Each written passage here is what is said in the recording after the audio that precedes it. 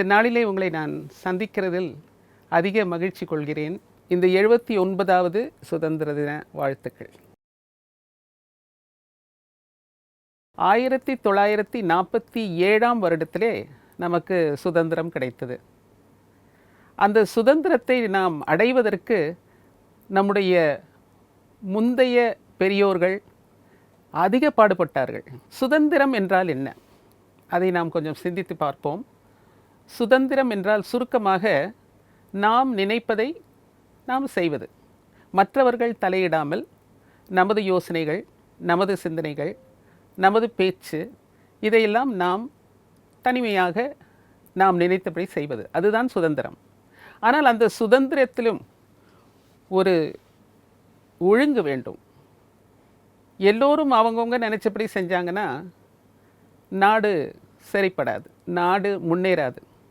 ஆக ஒரு காலகட்டத்துக்குள், ஒரு கட்டுப்பாட்டுக்குள் சுதந்திரமாக இருப்பது நாட்டுக்கும் வீட்டுக்கும் நல்லது. இந்தியா பலவிதமான பேரரசுகளால் ஆளப்பட்டது. குப்தா எம்பையர், மௌரியன் எம்பையர், ஆக இந்த மாதிரி பேரரசுகள் நமது நாட்டின் வரலாற்றை உருவாக்கியிருக்கிறார்கள்.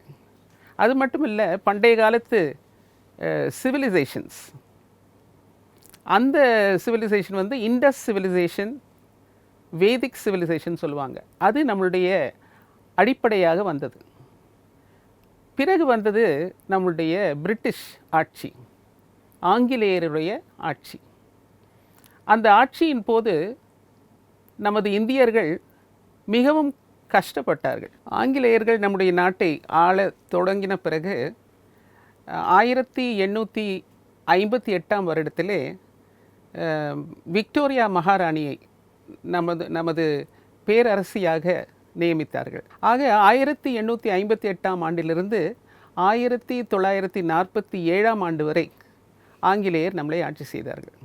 அந்த காலங்களிலே அதிக போராட்டம் நடைபெற்றது. நமது நாட்டின் தந்தை மகாத்மா காந்தி அவர்கள் பலவிதமான போராட்டங்கள், ப்ரொசெஷன்ஸ் அதெல்லாம் கண்டக்ட் பண்ணி அஹிம்சை வழியிலே இந்த சுதந்திரத்தை நமக்கு பெற்றுத்தந்தார். அவர் மட்டும் இல்லை, இன்னும் நிறைய ஃப்ரீடம் ஃபைட்டர்ஸை நம்ம பார்க்குறோம். இந்த நாட்டிலே நமக்கு சுதந்திரம் கிடைத்தது சரி, ஆனால் ஒருமைப்பாடு வேணும். ஒருவரை ஒருவர் அரவணைத்து கொள்வதும், ஒருவருக்கொருவர் உதவி செய்வதும், இந்த நாட்டினுடைய சுதந்திரத்தை நாம் இழந்து விடாதபடிக்கு பாதுகாக்க வேண்டும். ஃப்ளாக் நமக்கு ட்ரை கலர் ஃப்ளாக், 3 விதமான கலர்கள் அங்கே இருக்குது, வண்ணங்கள். மேலே இருக்கிறது ஆரஞ்சு, நடுவில் ஒயிட், கீழே க்ரீன். இந்த ஆரஞ்சு எதை காட்டுதுன்னா கரேஜ், தைரியத்தை காட்டுகிறது. அடுத்தது அந்த ஒயிட் கலர் சமாதானத்தை காட்டுகிறது, பீஸ். அந்த க்ரீன் கலர் செழுமையை காட்டுகிறது. இந்த 3 கலர் நடுவில் அந்த ஒயிட் கலர் இருக்குதுல்ல, அந்த இடத்துல ஒரு அசோகா சக்கரான்னு ஒரு வட்டம் இருக்கும். அந்த வட்டத்து சுற்றி இந்த ஸ்போக்ஸ் இருக்கும், நிறைய கோடு கோடாக இருக்கும். அது எத்தனை கோடுனா ஒரு 24 கோடு இருக்கும். அந்த 24 எதை காட்டுதுன்னா 24 மணி நேரம் ஒரு நாளில். நமது வாழ்க்கை 24 மணி நேரமும் ஓடுது, நேர்மையாக நடக்கணும், நாணயமாக நடக்கணும் அப்படின்னு அது சிக்னிஃபை பண்ணுது. ஆக அந்த ஃப்ளாகை நம்ம ஹாய்ஸ்ட் பண்ணுறோம். அந்த ஃப்ளாகை யார் டிசைன் பண்ணா அப்படின்னு பார்க்கும்போது பிங்காலி வெங்கையா என்பவர் அந்த ஃப்ளாகை டிசைன் பண்ணவர். ஆக அந்த ஃப்ளாகை நம்ம ஒவ்வொரு சுதந்திர தினத்திலும், ரிப்பப்ளிக் டே அன்றைக்கும் நம்ம ஹாய்ஸ்ட் பண்ணுறோம். அதை ஹாய்ஸ்ட் பண்ணிவிட்டு நம்ம ஒரு நேஷ்னல் ஆந்தம் பாடுறோம்.